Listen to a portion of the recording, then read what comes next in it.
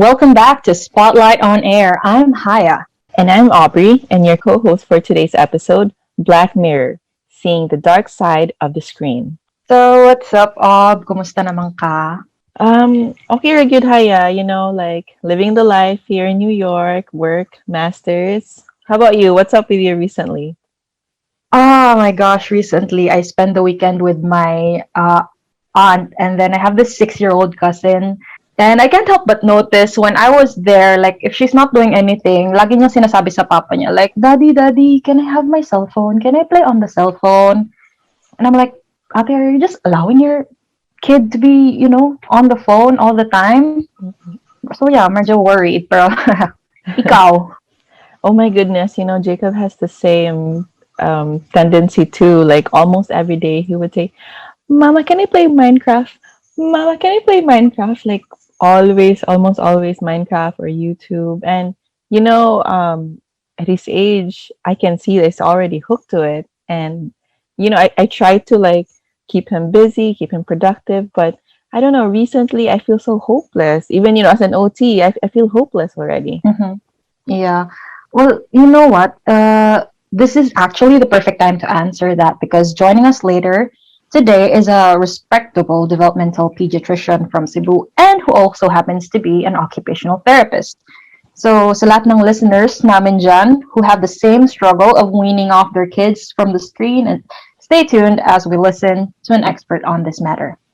Nice. I'm excited. I'm gonna take down notes, Haya. I will definitely need this. Yeah, and you know what? Did you know that children's screen time during the pandemic has surged by as much as 50 to 60% more? That sounds a lot. So what does that mean? This just actually means that children 12 years and younger are spending 5 hours or more on screens per day, which is composed of watching television, using gadgets, smartphones, and online classes are only a part of a children's screen time. Imagine if nagtagal pa tong pandemic na to, that number might just increase. That's very interesting. And in this day and age of living in a physically distanced world, obviously, to curb down the pandemic, children interact with their friends and family, and also pursue their hobbies, academics, everything online. And in line with that, Exactly. kung walang guidance from the parents or guardians, like us, swerte na yung mga bata because every now and then we check on them. But for those who don't have their parents or guardians to watch over them, screen dependency disorder might occur, and we don't want that to happen. Exactly. I think that that is every parent or guardian's worry to develop that kind of disorder. So we Mhm. won't delay the curiosities of our listeners any further because we have a very interesting topic today. We're going to get to know what screen dependency disorder is all about, how we go through it, and so much more. Now let's put OT on the spotlight.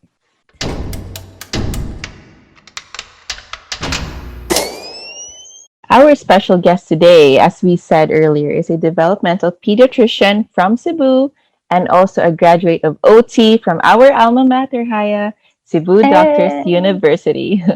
Please welcome Dr. Anna Christina Cusi.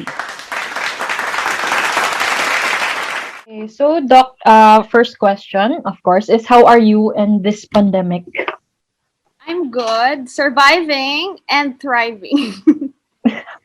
So I also had to adjust, but things are pretty much back to normal already in terms of Mhm. practice. So yeah, but I'm good. How about you guys? So far, diri doc ko working full time, but not yet as an OT though. Okay, obviously I need my masters to be able to practice. But yeah, life's been good generally. Yes. Ikaw, Haya. How are you, Haya? uh, I'm okay actually. I'm very fortunate na my full-time job is now in what's the name? Working in a skeletal workforce schedule. So right now I have 1 week on, 1 week off. Nice. Yes. Ano All siya. right. So Mhm. let's get to it because we have a very interesting topic, no? So like a lot how we live right now in this age, like there are a lot of kids like using gadgets and all that stuff, and then you people do hear the word like screen time and then further developing to screen dependency. So we have Doc here to talk about that, right? So Doc, if you can, like shed some light sa issue na to. So if you know what is this screen dependency disorder that people are talking about? Okay, so first let me define what screen time is. Okay, Yes. it's anything. It's a time screen time. So it's a time that a child spends viewing the cell phones, TV, gadgets, television sets. It's funny because a lot of parents are so proud, Doc, my child has zero screen time, and then I find out that their children are watching TV. I said, hey, that's counted. Yeah, And that's I true. will count it as long as your television has no screen. Because they think when you say screen time, they just think of the gadgets. But Mm-hmm. yes, it includes TVs, desktop computers. Okay, so well, screen dependency disorder is not yet part of the DSM-5, the Diagnostic Mm. Manual of Psychiatry. Okay, so but generally, it's a term that that is related to the prevalence of screen-related addictive behavior. So this reflects impaired neurological reward processing and impulse control mechanism. So that's just basically it. I'm going to share my screen. Okay, I'll show you the brain. So recently, okay, some call digital media as digital cocaine. So here you will just see that the areas affected by cocaine or opiate brain addiction are basically the same areas affected when you have internet addiction disorder Mm-hmm. or screen dependency disorder. So it's really an addiction. Okay, so there are other terms. Screen dependency disorder, these are the diagnostic terms commonly used in the classification of screen related dependency. So you can see them like some people would use internet addiction disorder, problematic internet use, pathological video game use, and the like, internet gaming disorder, online game addiction, compulsive internet use. So these are just some of the terms that they also use to classify the screen related dependencies. It's interesting, Dako, because Facebook addiction is actually a real thing. Yes, maybe Yes. we can add now TikTok or Instagram addiction. Yeah, I think that falls under social network site addiction na gid siguro. Yeah, very specific. But Mm-hmm. imagine Facebook has its own I addiction. know, yeah. With those unsa ni doc like kana sila mga terms. So how do you actually like diagnose or like sa relationship pa, what are like the red flags to watch out for relationships talaga? The red flags to watch out for when a child or someone is actually developing screen dependency disorder. Okay, so we can base it on addiction symptoms. So this is from the Mm. DSM-5. So what are addiction symptoms? So they include the following features. Okay, they are preoccupation, withdrawal symptoms, increasing tolerance, failure to reduce or stop screen activities, loss of outside interests, continuation despite negative consequences, lying about extent of use, and the use to escape adverse moods. So these are things to watch out for. So I'm doing a self-examination, looking at the Yeah, symptoms, and I'm like, oh my goodness, at least 5 siguro applicable sa ako. Ah. Ikaw, Haya. uh, I don't know. Like there's like one, two, three, four. I'd have to like examine myself too if I have that Our, disorder na. yeah. Sige, Doc, so you've given us the symptoms already, and you even showed us, like, MRIs of the brain and what it actually does organically sa brain ba. So, how about for the children? Like, what does too much screen time do to kids' brains? And if you can add on as well, what are the possible effects on their milestones? Okay, so here, what are the effects of too much screen time on the brain? So this is from a picture from the Center on the Developing Health at Harvard University. The growing human brain is constantly building neural connections. So see, from birth to 6 years, there's so many neural connections at 6 years, and then it prunes. It prunes those connections that aren't used as much. Okay, so digital media, much of what happens on screen provides impoverished stimulation of the developing brain compared to reality. Okay, so example, I give you an example. For example, you have a young child. Okay, so for children below 3 years old, the brain is developing rapidly. Okay, we call this as a critical period of brain development because when a child reaches 3 years old, about 80 to 85% of the brain has developed already. So young children learn by exploring their environment and watching the adults in their lives and then imitating them. Excessive screen time may inhibit a child's ability to observe and experience the typical everyday activities they need to engage with in order to learn about the world, leading to a kind of tunnel vision, which can be detrimental to overall development. Like sometimes when you see a child, being pushed in a stroller by his or her parent, and then they're so busy looking at the screen, like they fail to explore the world. They fail to observe the environment. Okay, this will not just affect their ability to learn new things, but also how they interact with other people and how language develops. So here, there was a study. Okay, so there are a lot of studies showing that there are really brain changes with too much screen time. These are just some of the few. I won't go into detail so as not to bore you with neuroanatomy. I know, I remember when I was an OT student, like I dreaded neuroanatomy. Okay, it's like, oh no. Okay, so you will see microstructural abnormalities. There's also delayed development of the microstructure in extensive brain regions, resulting in unfavorable neurocognitive development or delayed development. Also, there's also neuroreceptor abnormalities resulting in dysregulation of dopamine receptors. So as we know, dopamine is related to addiction. So these are just some of the things that I wanted to highlight. And then here, what are the other effects, okay, in terms of development? So this is a roundup research of different studies showing the health effects of screen time on children. So in 2019, they did a study among Canadian preschoolers. So kids who were exposed to more screen time showed significantly increased behavior problems at 5 years of age. For those exposed for more than 2 hours of screen time per day, there were increased externalizing. When you say externalizing behavior problems, these include inattention, hyperactivity, aggression, internalizing problems such as anxiety, depression, and total behavior problem scores. Attention problems in particular were apparent. I think you probably noticed this in your practice. Sometimes when we just ask parents to cut the screen time, they already notice improvements. Yes. And they would say, oh, it's a miracle. Yeah, it's like, oh, my child is paying attention to me. Okay, here. Okay, mobile media device use is associated with expressive language delay in 18-month-old children. So an increase in 30 minutes per day in mobile device use was associated with 2.3 times increased risk of parent-reported expressive speech delay. Makarelate ako dito.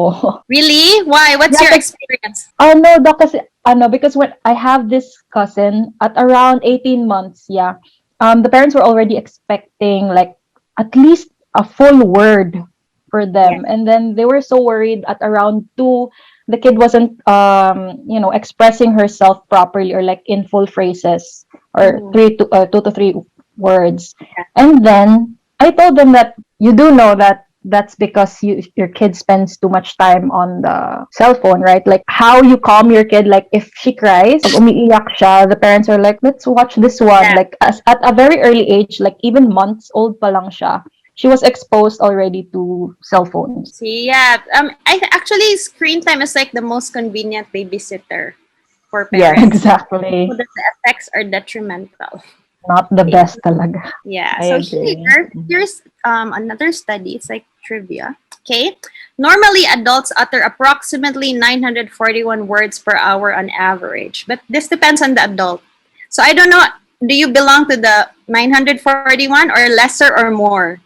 Where do you Depende sa guys day. belong? Hard. I live alone, so Baka lesser, maybe no one to lesser. talk Okay. to. So in households where television is used, there were 500 to 1,000 fewer adult words spoken per hour of television. And we know that, language stimulation is very important for language development as well.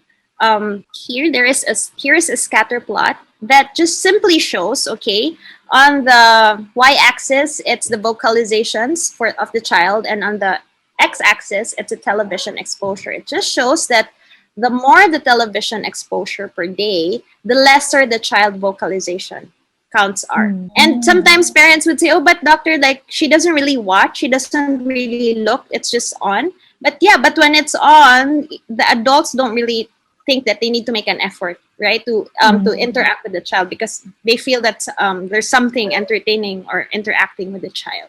As far as we know, this is the only study that shows association between screen time and developmental screening tests. So kids who spent more time watching screens at ages 2 and 3 did worse on developmental tests at the subsequent time points of 3 and 5 years. If this doesn't scare you enough, I hope this is eye opener. It's like, hello. I hope it scares the parents. Yeah. Okay. Here. Screen time is associated with adiposity and insulin resistance in children. So in 2017, they studied almost 5,000 school-age children in the UK, ages 9 and 10. So they saw that kids who spent more than 3 hours daily on screen time were less lean and more likely to show signs of insulin resistance, resulting in type 2 diabetes, compared to their peers who reported 1 hour or less of screen time each day. I think this will also make us reflect as adults. Exactly. Yeah. How many hours do you spend on the screen? And then So, While munching on your while snack. munching, yeah, exactly. Netflix, okay, here next is, okay, so this is also a summary of 67 studies on the effects of digital media, okay, and on sleep in childhood and adolescence. So there were adverse associations between screen time and sleep health, primarily because of later bedtimes and less time spent sleeping. In other words, the kids are tired. And we know that when they're tired, the next day they're more irritable. They can even during therapy sessions. I'm sure you've noticed that. Like how come the child is irritable, and then you find out, oh, he didn't get enough sleep. And then it's also hard for the students to study, right? The next day it's harder to absorb things because they're sleepy. Oh, relate. Me too. Okay, here, this is a big study. Okay, so there were almost 60,000 adolescents. So this is the prevalence and likelihood of meeting sleep, physical activity, and screen time guidelines among US youth. Okay, only 5% of adolescents surveyed met all three guidelines, getting the recommended amount of sleep and physical activity and limiting screen time to less than 2 hours per day. And we know, okay, that aerobic fitness results in greater white matter integrity in children, especially in areas related to cognitive control, and is thought to improve structural and functional connectivity. Yeah, I think even me, like, I'm so sedentary. I just recently enrolled in a fitness program. I will start tomorrow. Oh, good for you, dog. and I, Good for and I, you. you know, and I realized I just really spend so much time on the screen. So yeah, look at that. It's very, aerobic fitness has really good effects on the developing brain. Then here, this is the last one. So this study shows, okay, this is over 500,000 grade 8 to 12 students. So this study showed the link of depressive symptoms, suicide-related outcomes, and suicide rates, and links to increased new media screen time. So this showed that the higher levels of depressive symptoms, suicide-related outcomes, suicidal ideation and attempts, and non-screen activities with lower levels. So this was also more common in girls than in boys. So isn't it scary, no? Parang, the long-term outcome, like adolescents have higher rates of psychiatric problems just because of screen time. And I don't think parents actually realize that, Doc, no? Like, Mm. they just they wouldn't think that the screen time would be related to the depressive symptoms that their children have. And that's very worrying. So I think those are the common. So, Doc, you've already, me as a parent, I have a 10-year-old son. Mura ako na shaken to the core. Oh my goodness. Scared. Like it's research, it's backed up by science. And I'm looking at the dates of the journals that you shared with us, even as late as 2009 And 10 years later, I'm pretty sure it still holds true, and even worse ang mga cases karon. So doc, hit us with the hard truth. When can we say it's too much already? I'm ready, doc. Go, come on. Okay. No, so that's why the American Academy of Pediatrics came up with recommendations for digital media use or for screen time. So we will know, how much is enough and which is good and which is bad. So let's review the AAP or American Academy of Pediatrics policy statement on media use. I'll just say review because I'm sure a lot of you have heard about this already. But it's good to review and see if we're practicing it. So for less than 18 months of age, avoid use of screen media other than video chatting. For parents of children 18 to 24 months of age who want to introduce digital media should choose high quality programming and watch it with their children to help them understand what they're seeing. So you should co-view with your children. Don't make it as a babysitter. Okay, so you should co-view. Okay, for this one because parents sometimes tell me, oh doc, my child learned this on YouTube, or from the games on the internet. Okay, but studies have shown, okay, that children under 2 learn less from a video than from when learning from another person. So there is really that human interaction that's needed. And it appears that although children will watch the screen by 6 months, understanding the content does not generally occur after 2. It's not that they won't be captivated by what's on the screen, but they're not really learning from it. So why show it? And we've already seen the effects on development. Okay, what about for preschoolers? So for 2 to 5 years, limit screen time use to 1 hour per day of high quality programs. So what are examples of high quality programs? So these are programs that encourage like communication, problem solving, about learning about those that involve encouraging language use, good morals, okay, and even interest. Sometimes there are things that they're interested in. They can also watch those things. Okay, parents should co-view, as I said, co-view, not just supervise, but co-view with children to help them understand what they are seeing and apply it to the world around them. Over 6 years of age, place consistent limits on the time spent using media and the types of media, and make sure media does not take the place of adequate sleep, physical activity, and other behaviors essential to health. So during this pandemic, we know that there is really an increased media use. Okay, that cannot be avoided, but the American Academy of Pediatrics also just recommends us make sure they have the sleep, physical activities, and it's okay. You don't count the screen time use when they're in school. I love this meme. Look at that duck. Doc, you're so cool. You're using memes. I'm trying to be what's it, millennial or a Gen Zer? I don't know. Progressive doc. I didn't take away oxygen, just screen time. Diba when you remove the screen time from kids, it's like, it's like tantrum. Here comes the tantrum. Yes. Yeah. Brace yourself. Here, okay, so other tips. Monitor what media their children are using and model active parenting by establishing a family home use plan for all media. Designate media-free times together, such as dinner or driving, as well as media-free locations at home, especially bedrooms. And here, dinner. Okay, a lot of parents use the gadgets so that children will eat. They will sit down, but no. Okay, I listened to a lecture by a pediatric gastroenterologist, and they really discourage this because they said it removes the 3D experience of eating because the child is not paying attention. It's just like, open your mouth. It also removes the social interaction, and sometimes children don't know when they're full already. So those are just some of the disadvantages. Okay, here, explain to parents the importance of unstructured, unplugged play in allowing a child's mind to grow, problem solve, think innovatively, and develop reasoning skills. So here, children need a diverse menu online and offline, diverse menu of online and offline experiences, including the chance to let their mind wander. So I'm sure, if you've seen kids, you just let them be. Boredom is actually good. It encourages them to be creative, to be imaginative. Diba? It makes their brain work.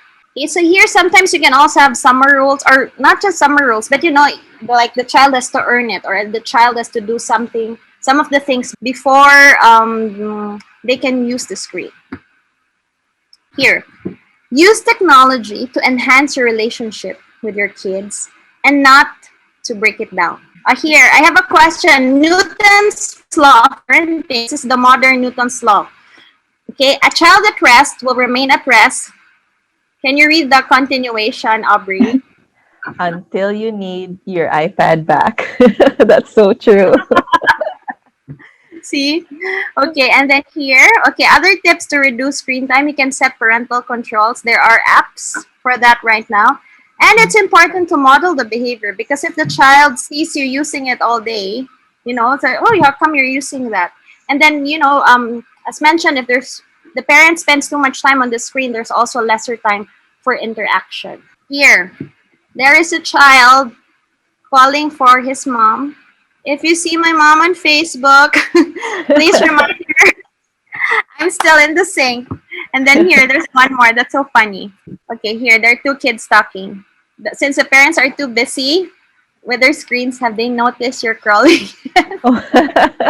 Oh my gosh. Yeah, That's so see, so it's, true. the role of parents is very, very important. They should really Mm-hmm. model it. They should be intentional. So here, time limit. I've reached my time limit. So yeah, do you have any other questions? I think the other questions have been answered. Other questions that you wanted to ask me, I think they've been answered with the recommendations. Yes, we have questions here. Obno? Yes, from our audience, Doc. So first is from Mikey Aumentado from Cavite.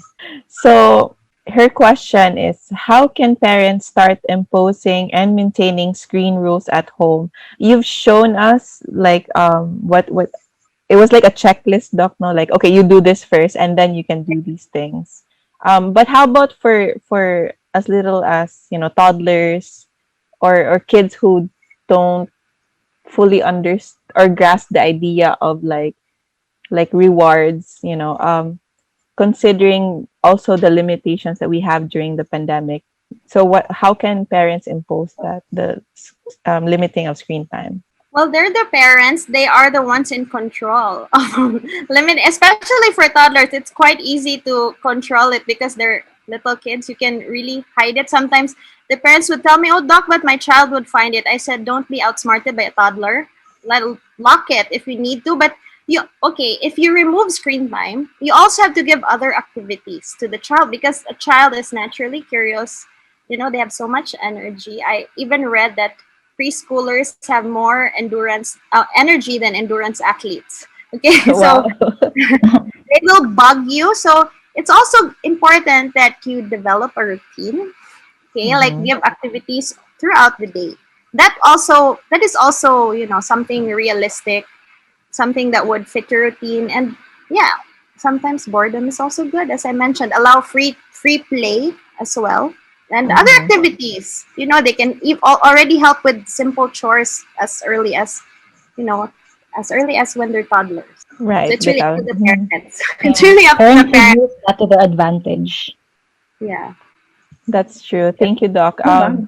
I guess also sometimes parents forget about that they're in control. They feel Yeah. hopeless na, yeah. Especially with pandemic, like in the Philippines, limited ang opportunities to keep the kids busy or preoccupied. And I think also some parents don't know that it's okay to be bored. I mean, for kids rather, it's Yes. okay for Yes. them to be bored. Yeah. Yeah, it's also not the job of the parents to be entertaining their children like 24/7. I see it like so many mothers, and especially mothers, who are so pressured na. They have this a schedule that they have to follow. Allow Mhm. replay. Let them explore. That's true. Thank you for reminding us of that, Doc. We have another question from Stephen Chua, the second from Zamboanga City, Doc. He's asking if is there a difference if a child plays puzzles and educational games on gadgets rather than the actual toys? Okay.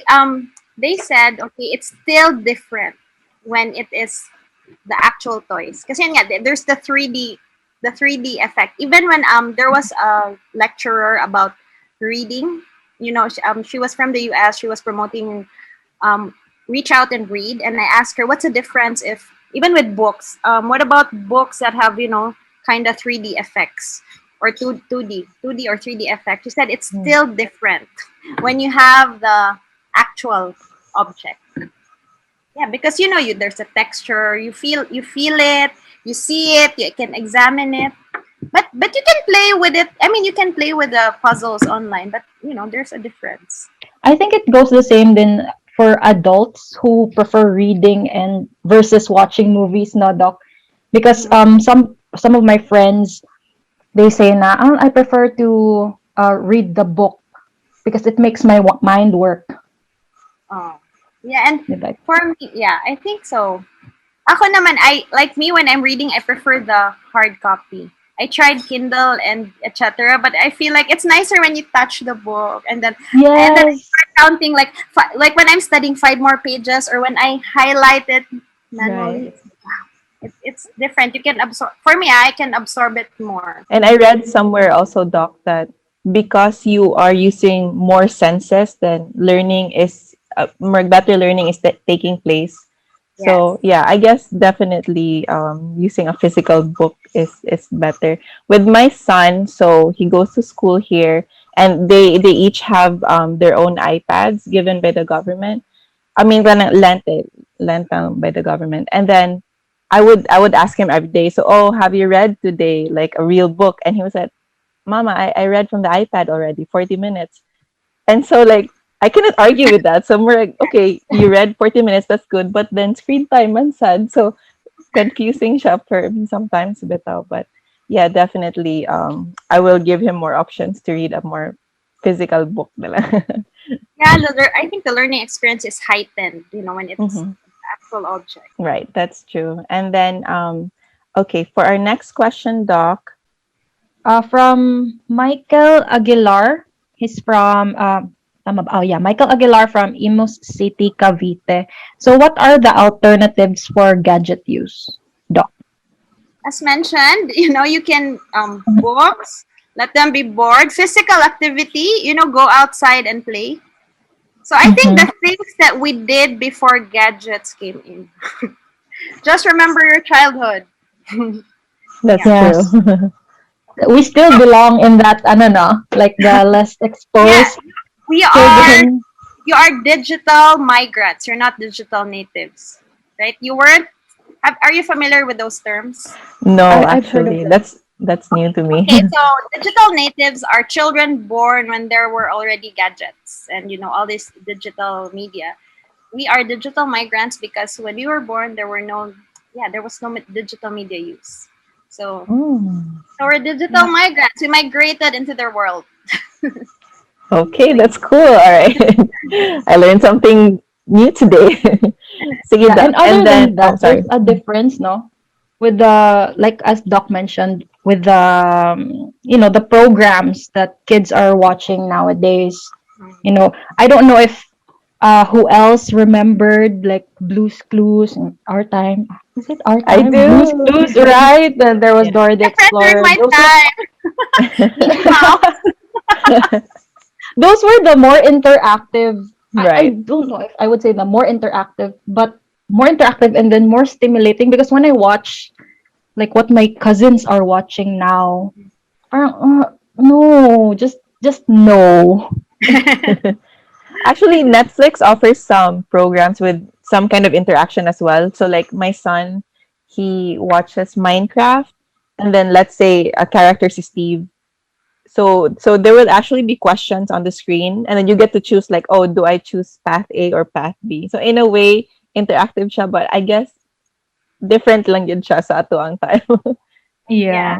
And sometimes even interactive videos on YouTube and on YouTube or on is it YouTube or YouTube? I don't know. It used to be Either YouTube. way. Why are people saying Depends YouTube? on what country you're from, I guess. No, for me it's YouTube. I I don't know. I Maybe say YouTube.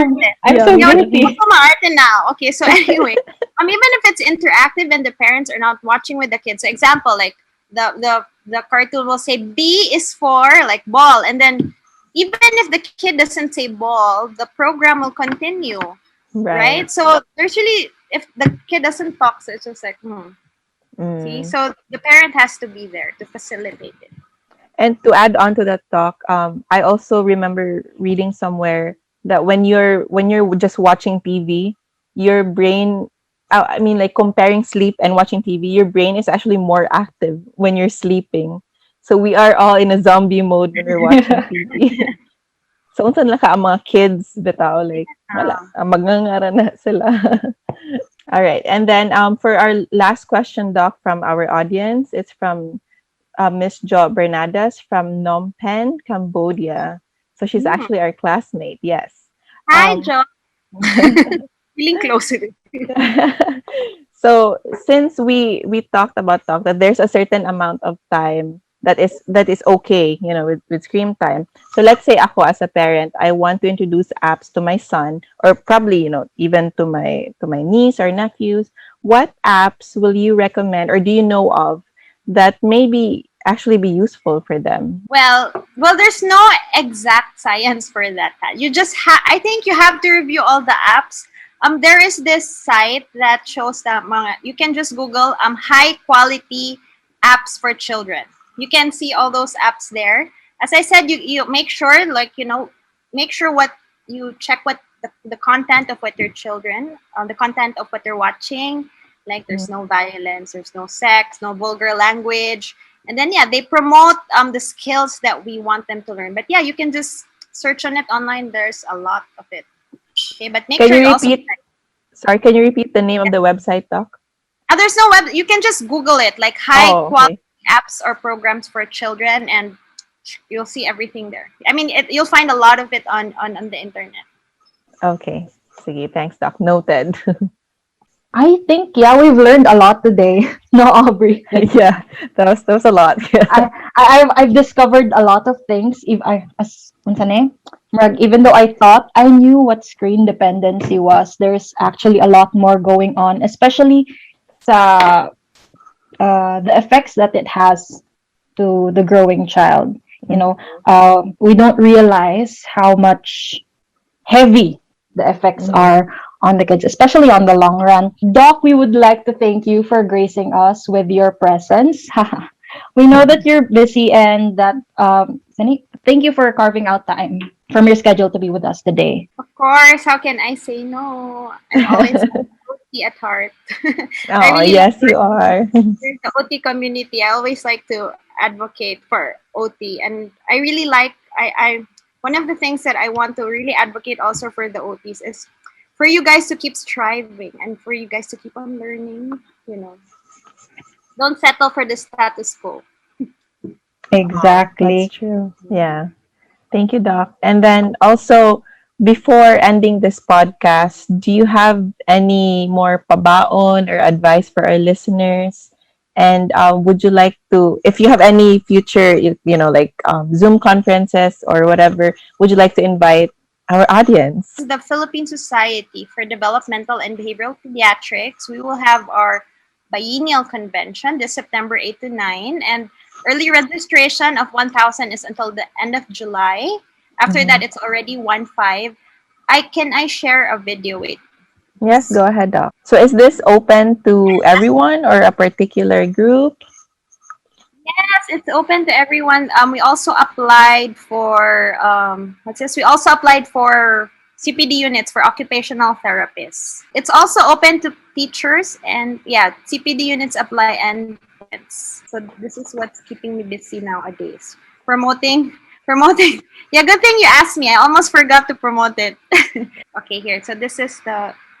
You can visit our webpage. It's called here Facebook page. It's Philippine Society for Developmental and Behavioral Pediatrics. This is one of our teaser videos.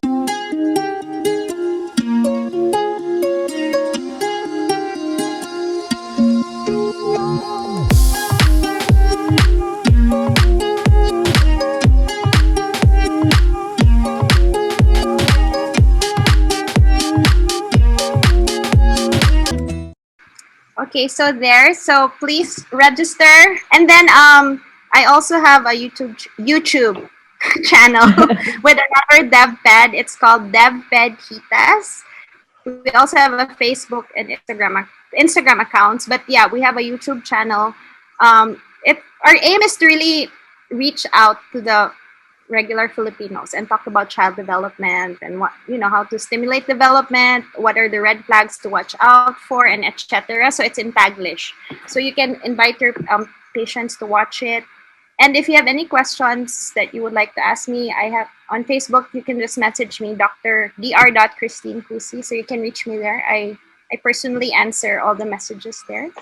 So thank you so much. Oh, by the way, I have a group. It's called Mentee.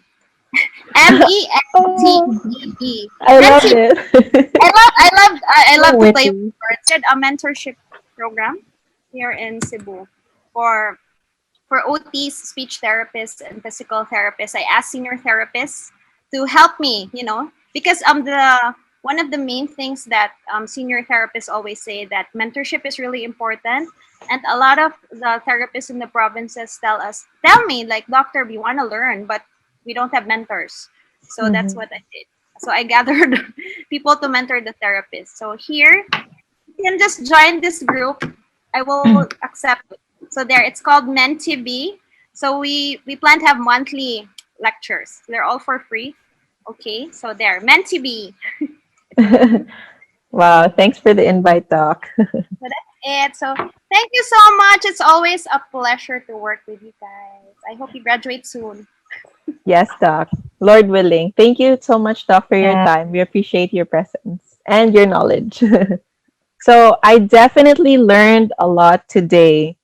Screen time does not only affect, you know, mentally or cognitively, pero surprising. I mean, who would have known nga maka-affect siya sa health, physical health sa children, even when Dr. Cusi mentioned about gastroenterology, like, the experience of eating is also affected because of screen time. So, and also the practical tips that Dr. Cusi um, shared with us today were definitely very important.